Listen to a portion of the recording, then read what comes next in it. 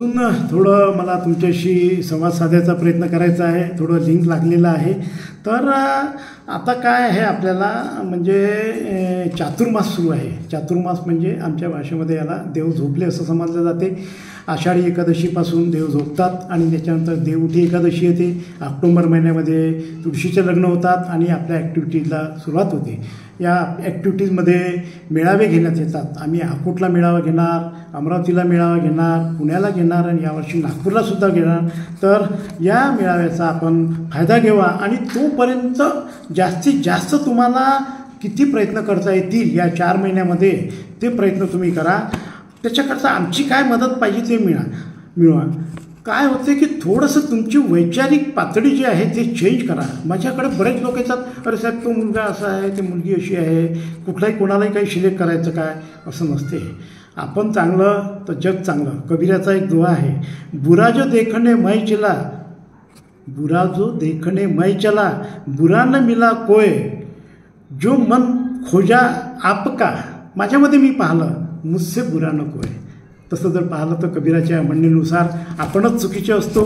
म्हणून आपल्यामध्ये काही दोष आहेत काय हे पहिले पाहावं. आणि अपेक्षा करत असताना कबीरांचा दुसरा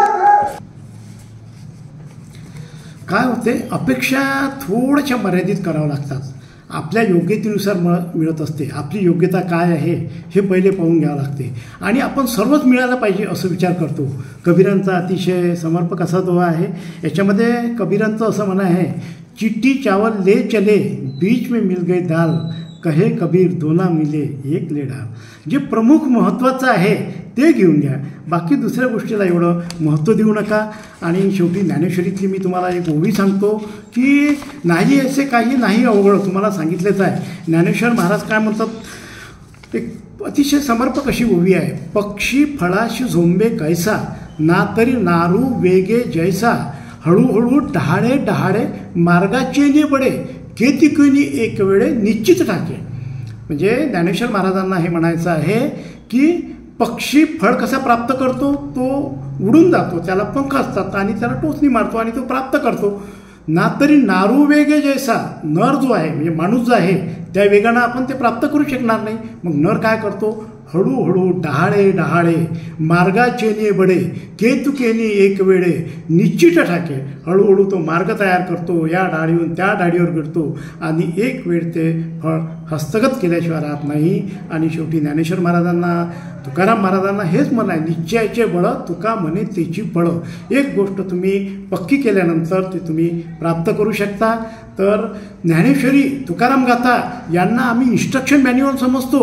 याच्याप्रमाणे जर तुम्ही वागलात तर तुम्हाला आयुष्यामध्ये काहीही कमी पडणार नाही.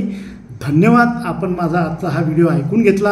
हा थोडा मोठा झाला परंतु ती लिंक लागली होती म्हणून तुम्हाला मला सांगता आलं.